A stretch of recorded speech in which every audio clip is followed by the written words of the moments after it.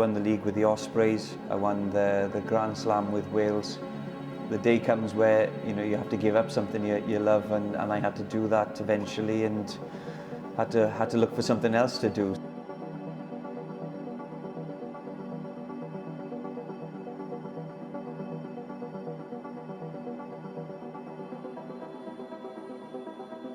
Okay, welcome everybody. Welcome to Shane as well. So a bit of a round of applause for Shane today, please.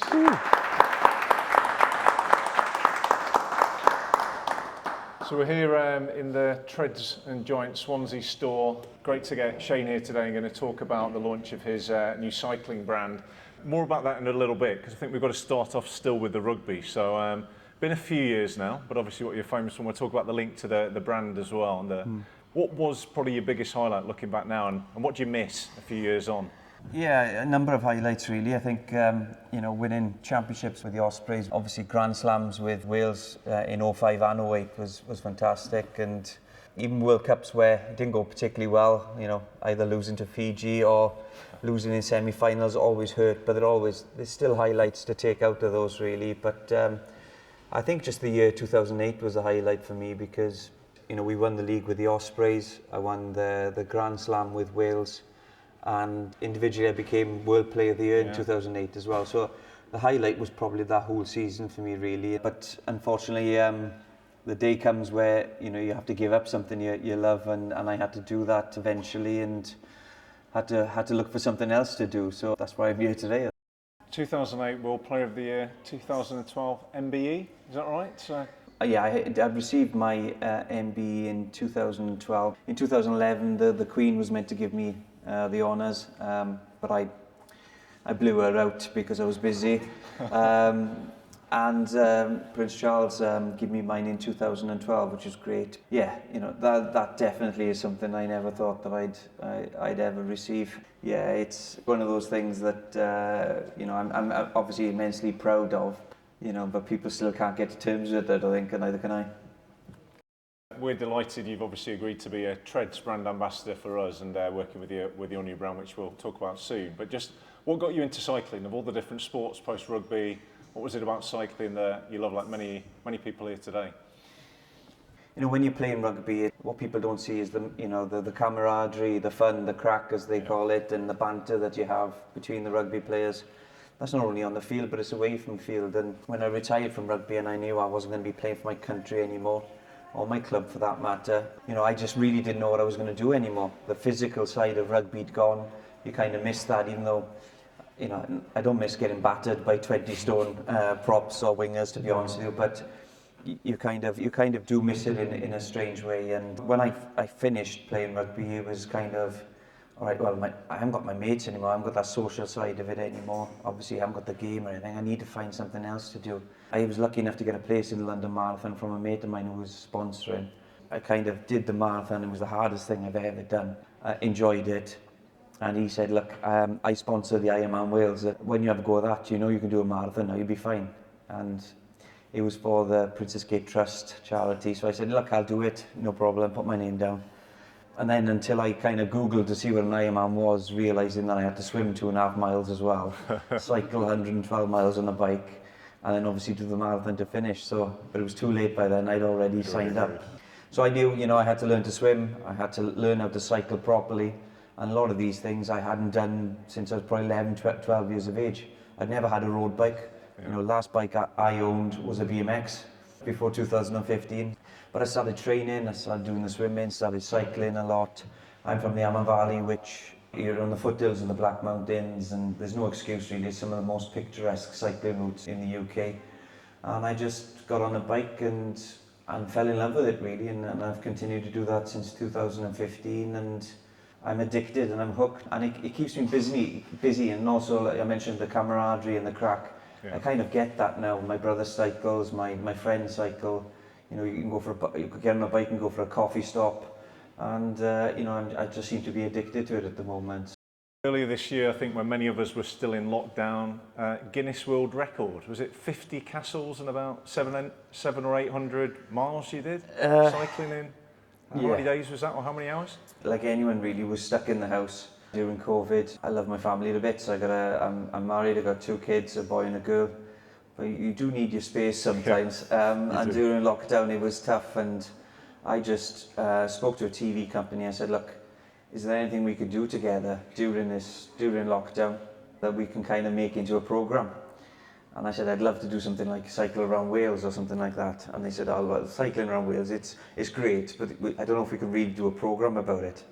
And I said, well, isn't there any kind of record or put a charity towards it so we can do that? And someone come up and said, look, there's a Guinness record to be had. In 5 days, we need you to cycle around Wales.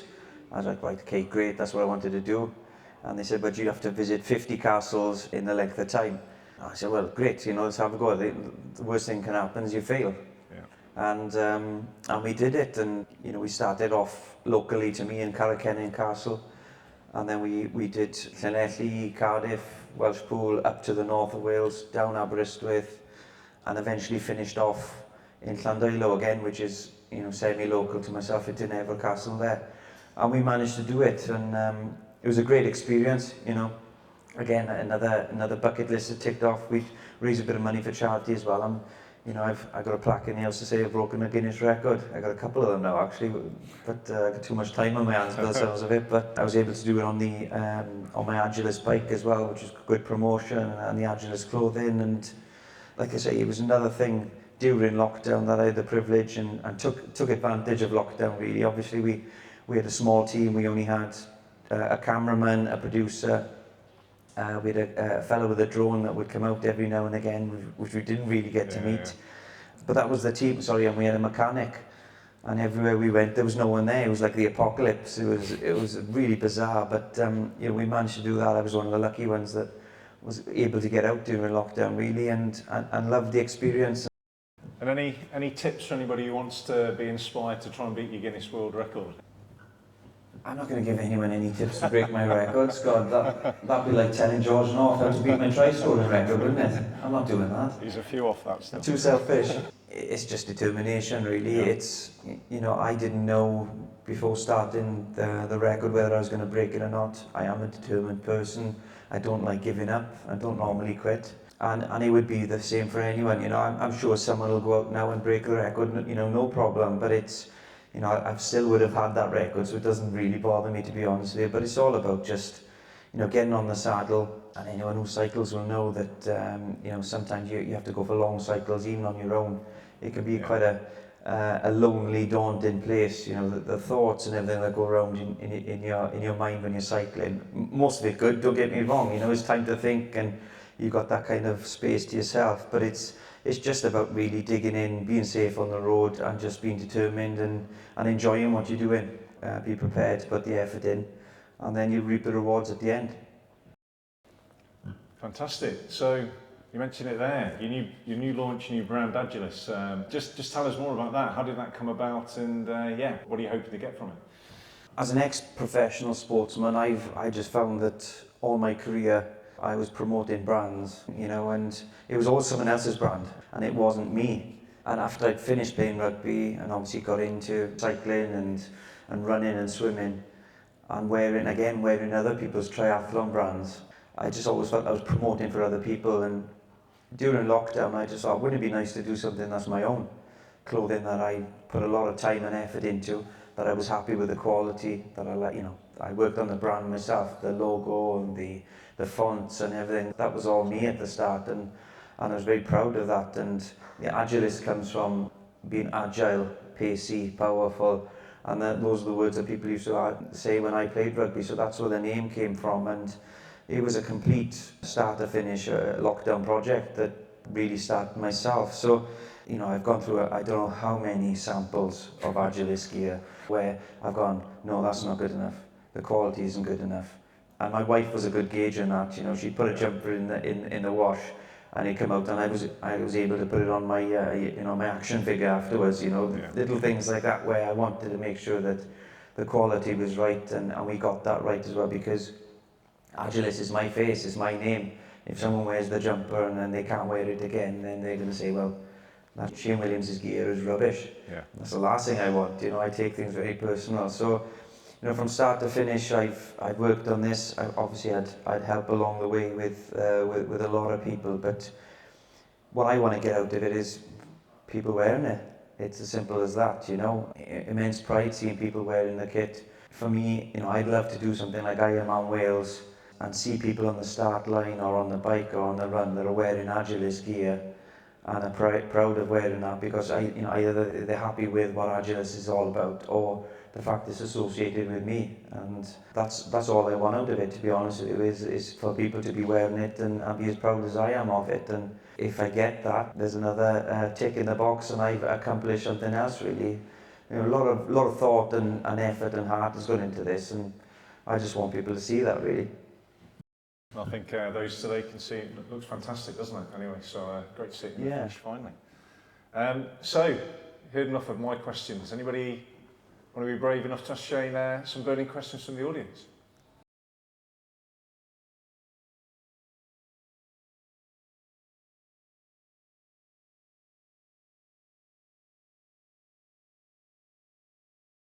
Thought you never ask.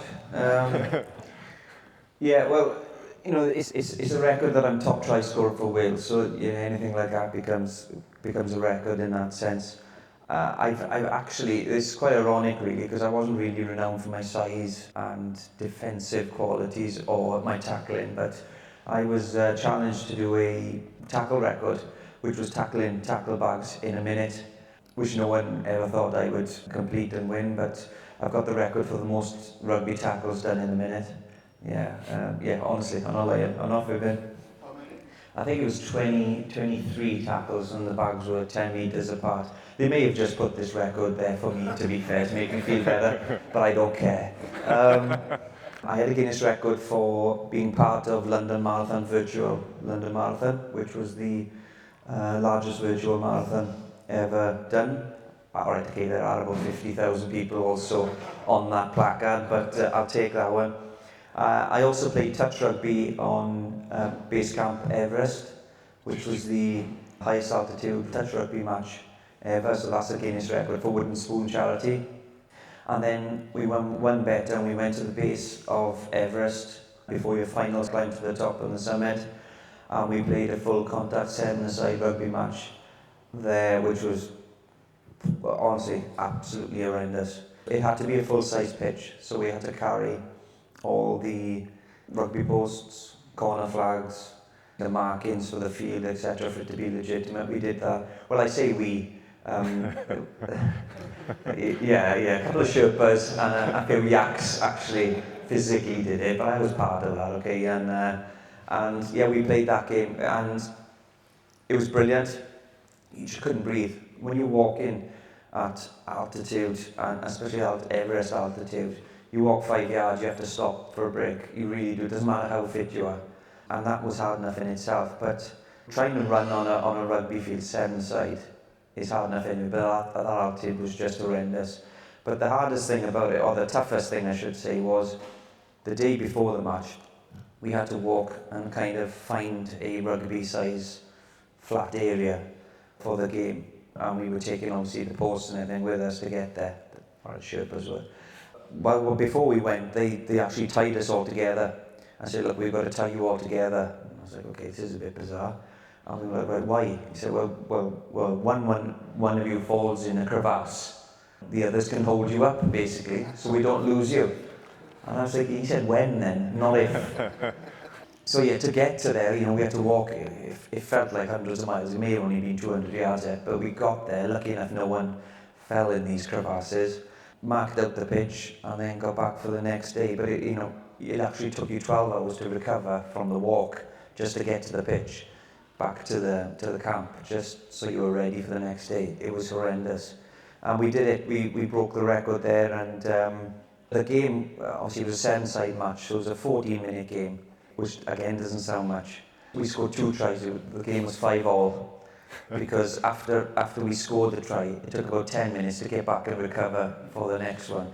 And we scored a try right in the end there, just to finish the game on a draw. But yeah, that was deserved of Guinness records, I can assure you, because that was absolutely horrendous. Amazing, you know, the pictures come back and we're playing touch rugby here on this white field, and you can see the summit of Everest. It's just incredible. And after that rugby game, people used to ask me before going to Everest, would you want to get to the top? And I said, well, if you get that far, Of course, you know, you could see the top, you'd love to go for it. After that touch rugby, people would go, you know, would you have a crack at going to the top? I was like, no chance.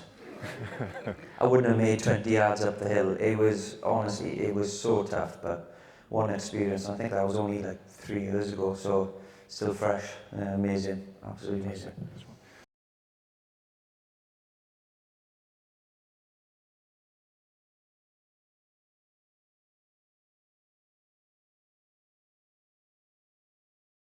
It's chalk and cheese, absolutely chalk and cheese, and that was one of the appealing things for me, to be honest with you, is would I be able to do it? You know, people associate me as a rugby player running fast for 40 metres, 60 metres, changing direction, short and sharp bursts for short periods of time, really, you know, because there's a break in play, there's a scrum, there's a line out, and I can just stand there, get my breath back.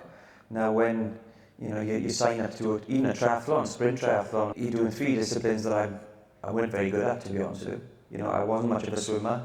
I had all my badges in school, but that was, you know, I had to dive to the bottom of a pool to get a brick, or swim 2 lengths, I think it was, in Amford swimming pool, which was about 50 metres long, really, and that's the 2 lengths. So that was, you know, that was my swimming capability. So I had to learn from scratch with 8 weeks, to be able to swim 2.5 miles, really. That was horrendous in itself. Cycling, I think I said earlier, you know, the last bike I had before a road bike was a BMX, and I used to do a bit of BMX riding when I was younger. That was it. And marathon, you know, London Marathon, months before Ironman Wales was the first time I'd run a marathon, and I thought I was going to pass away. So the training just completely changed. You know, I was training to be fast for 40 metres, and I was, you know, I held records, and I was very proud of that. But when that goes, and no one really cares if you're fast for 40 metres anymore, and you have to run 26 miles, it's completely different. But that was part of the challenge. One of my motivations is the fear of failing. I'm petrified of not being able to do something. So when I kind of signed up for Ironman Wales in 2015, it wasn't long after, so April, May, you know, I'd probably say 3 months properly to train for that. I couldn't swim, and I had to just work hard and hard and hard. And I got to the point where I thought, right, you might survive Ironman Wales here. You know, I hadn't swum more than a mile. I'd done a 100-mile bike ride, and I'd done 1 marathon. But I didn't know if I could put these 3 together until that day. And there were times on Ironman Wales where I honestly was just like, look, Shane, this is beyond you. No one's gonna say anything if you quit. You know, if you pull out of the water, you know, 1 lap of the water, well, it doesn't matter, you've had a go. But the other, you know, there's a small part of my brain going, Shane, you dare quit. You got, you know, Gail, my wife was waiting, my kids were there waiting for me to come out the water. And that was the motivation I needed, really, you know, just to make sure that they saw me finishing. Even if I didn't make the cut-off, I'd have just kept going to finish it. And that was always in my head. And I remember on the run, one of the funniest things ever, I suppose, now looking back, was, bear in mind, I'd finished the cycle, I'd done the swim, so I was 100 odd miles into my Ironman, and I come round the first lap of the run, and it was horrendous. And I was gone, absolutely gone. And I saw my wife on one of the corners, and I went up to her and said, Gail, I don't know if I can do this. I'm going to have to pull the plug. I can't put one foot in front of the other. And she turned around and goes, grow up, you wimp. And I just remember thinking, does she realise what I've just been through? But I just kind of left her go and started jogging, and I started to giggle to myself. And I thought, yeah, come on, don't be a wimp, shit, finish this. And I did, even though I crawled, walked and jogged, I don't know what I did. You know, I crossed that line, and when I crossed the line, I thought, oh my God, that is the hardest thing you've ever done. You know, I faced the All Blacks, I played in the World Cup semi-finals, I played against the Tuilagi brothers, you know, and there's a lot of them, and they're big. But this was just so tough. And I remember I just smiled for weeks afterwards, because I honestly didn't know if I was going to complete this. No, honestly, I probably didn't think I could. But to do that then, you know, I just thought, oh my God, this, you know, fair play to you. And I just got hooked. I just got absolutely hooked, and I've done the Ironman every year since then, and I've kind of pushed myself a bit harder. I've had longer to train, I've worked on my disciplines, and I'm more comfortable, and I can do that now. So, but it was a tough journey, I can assure you, and Yeah, I know I'm competitive, but I'm competitive with myself. I always want to better myself. And look, I'm never going to win Ironman Wales. There are shapes and sizes, all ages, God knows what, passing and beating me. I'm okay with that, as long as I just don't quit and I keep going, and that is just the motivation I need, really.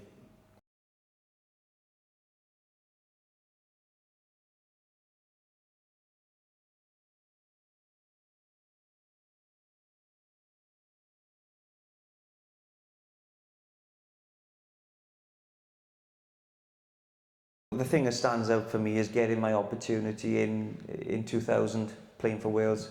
You know, when you, as a kid growing up, that's all I ever wanted to do was put a red jersey on. You know, and I used to go down the park and fantasize, and we, you know, my brother used to be there, my mates, we used to fantasize about being Ian Evans, or my mate used to love Colin Stevens. You know, each to their own, I suppose, but you know, and players like that, and just fantasize about putting that jersey on.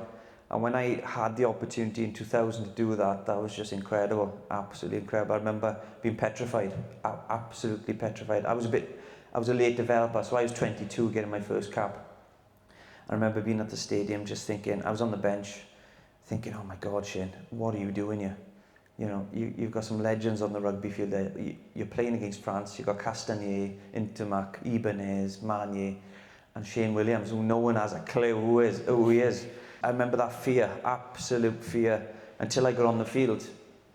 As soon as I kind of had that jersey on my back and got onto the field, I thought, well, you play for Wales, Shane. No one can ever take that away from you.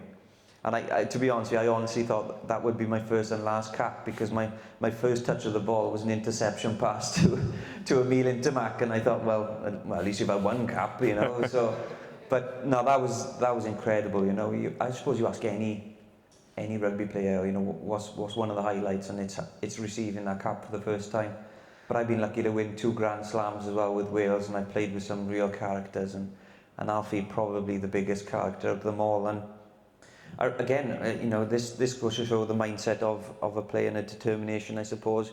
Alfie came up to me a couple of months before his Ironman. You know, we did a documentary together, and I don't know if you remember, he revealed that he had HIV, and that was, you know, that was tough. But for him, I remember him telling me, you know, Shane, I'm going to do this Ironman. He said, but I can't swim. This was 3 months before Ironman. I said, oh look, I was rubbish at swimming as well. You know, I could do a couple of. He goes, no, Shane, you don't understand. I can't swim. He couldn't swim. And we're talking 3 months before Ironman Wales 2019, is it? The last one. And I was like, Jesus, Alfie, you know. I'm not going to lie to you. This might be pretty tough for you, pal. But you know, as determined as anyone, really. You know, he went to a mate of his, and Dave Tong, and he started learning to swim. He pushed himself to the max, and I know Alfie, I know how fit he was. He was always going to be able to do 100 miles, 112-mile bike, and he was a fit runner anyway, but this swim he was really concerned about. And I just remember seeing him the night before and just telling him, look, Alf, just go for it. You know, you can do this. But in the back of my mind as well, I was also thinking, but I hope he doesn't beat me. Well, I just think that's the rugby player in both of us, you know. And I remember on the day thinking, God, I'm worried. You know, I'm a competent swimmer now, but I'm nervous of the swim. I just remember thinking on the day, the only person I could think about was Alfie. You know, Jesus, if I'm scared, you know, Alfie hasn't swum in the sea properly with 2,500 people. You know, if he gets one of his panic attacks out there, this could be the end of him. You know, end of his swimming. Not the end of him, right? That's a bit extreme, but he did it. You know, he's a tough. Obviously, he was a tough physical presence, but he was a captain for a reason, because he was resilient. He was always going to give it his all, and you know, the effort was there. And I just remember, you know, after the swim, and on the bike, I was looking for Alfie on the bike, because you kind of crossed paths a few times on Ironman, and I didn't see him. It was playing on my mind. You know, oh, I hope he's got out to swim, and he's back on this bike. But then the other side was thinking, well, if he has, he's probably not far behind you. And is he a stronger cycler than you? I remember kind of getting off the bike and thinking, right, I'm doing okay. You know, my times are good. I feel all right. You know, the run, which is the toughest out of all, I might say, is to come. But I felt great. And I'd done one lap. And I remember coming round through town. And I could hear a massive cheer coming through Frog Street, one of the main streets in Tenby. And I remember thinking, is that Alfie? And I came round the corner and Alfie was coming up for the run. So I like, again, half of me was like, oh, thank God, you know, he's going to finish it. I know he's going to finish it. But then I took a quick look at his arm to see how many bands he had. And he had one less than me. I was really happy by that point. I knew Alfie had made it out to the swim. I know he'd finished the bike. And I knew I was a lap ahead of him on the run. So I was going to beat him. That was the main thing. But, you know, you're always going to have that as a competitor. You're always going to want to be the best. My brother does Ironman as well. If he beat me in the Ironman, it would be the end of the world for me. I've got to be honest. I've roped Ryan Jones into doing it. Ian Goff has done it. Hugh Bennett. And you see players like Richard Webster, who done it with crutches. Absolute nutcase. Andy Moore, Paul Arnold's done every Ironman Wales, Chris Stevens, who is the only ex-rugby player, professional rugby player, that's beating my time at Ironman Wales at the moment. So that's another kind of tick I'm going for. But you know, that's the life of an ex-professional sports person. Like, you're always pushing to better yourself and compete against others as well. But I'm trying to get Alfie to do it again. He said, you know, it's one of the toughest things he's ever done. So I'm trying my best to get him back involved.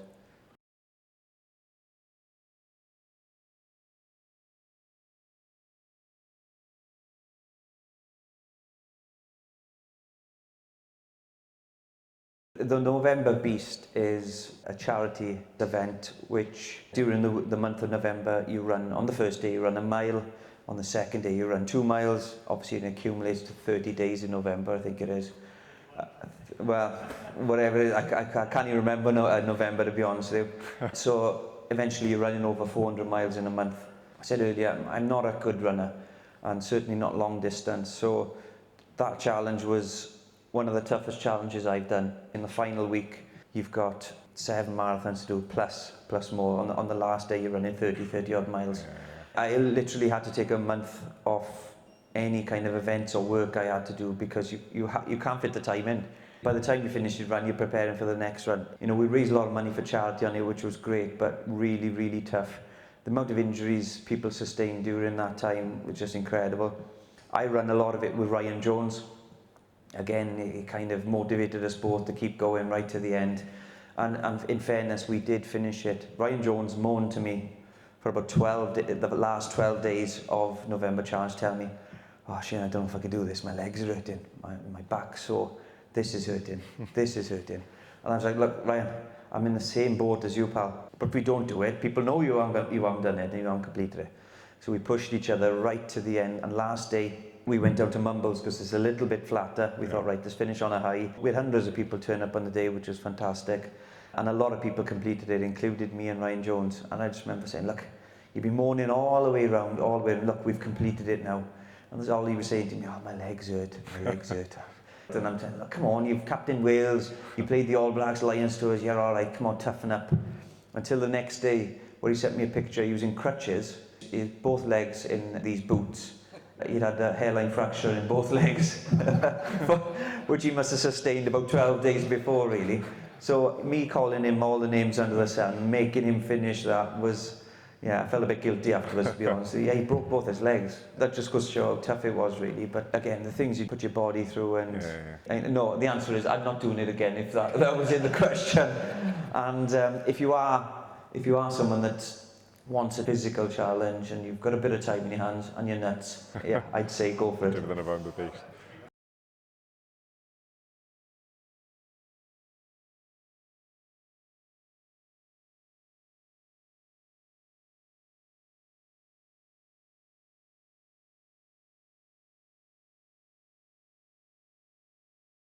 I've slowly kind of got into it, and I've got better, I've become more fit, I've become more bike fit. You know, anaerobic and aerobic fitness is completely different. And obviously the fitter you get and the longer rides you do or the places you get to visit, the more you get into it, really. And I've cycled all around Wales, literally, in February. You know, I've done things like the Devil's Elbow, the Devil's Staircase. I cycled the hill in Harlech, which was the steepest hill in the world. It's the second steepest now. New Zealand and Harlech keep arguing about which one. I think it's 27.25% gradient, which is bonkers. I did that after a 112-mile bike ride when I got to Harlech Castle, and they said, oh, wouldn't it be fun if you went up the Harlech Hill? I said, yeah, it might be fun for you, but I don't know if I got it in my legs, but I managed to do it. I've done the Coromandel Bay cycle, I've cycled around California. I've got Mallorca coming up, I've got the canyons as well, 3 canyons to cycle through the Grand Canyon. So when you've got that and you've got the charities as well, it's very easy to fall in love with, really. So yeah, hopefully I'll continue to better myself on the bike and get to visit the world on 2 wheels, really. And that's what I'd love to do eventually, is cycle around the world. Not in one go, but we'll see. But it's very enjoyable. Look, we live in Wales. We live in a place where I can literally get on my bike and I can cycle some of the best parts of Wales. So, yeah, what more motivation do you need, really? Fantastic.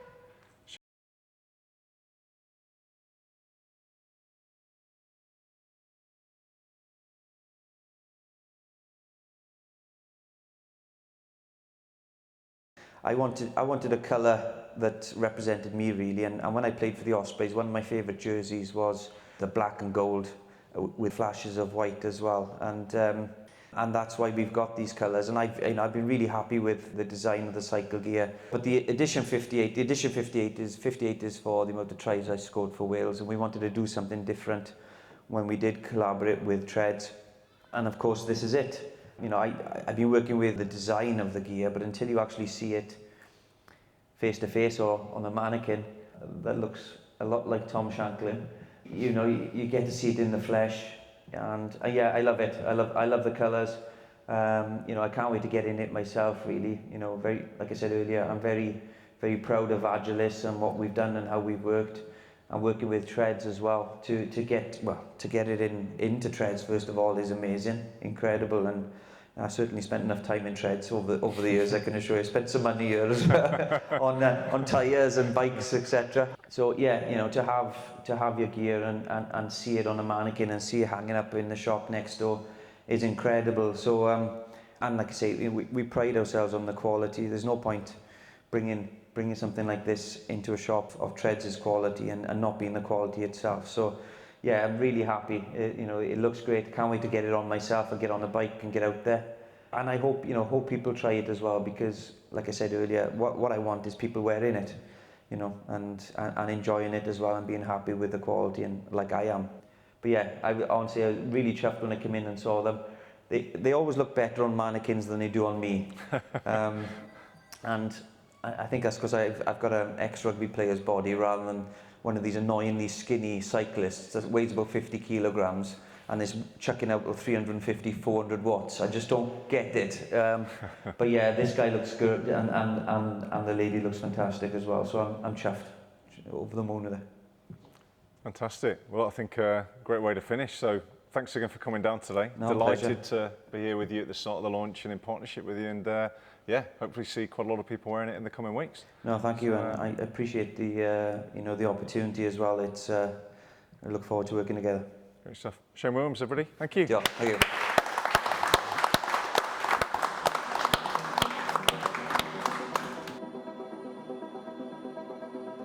I'm going to put the mic off now before I say anything about someone.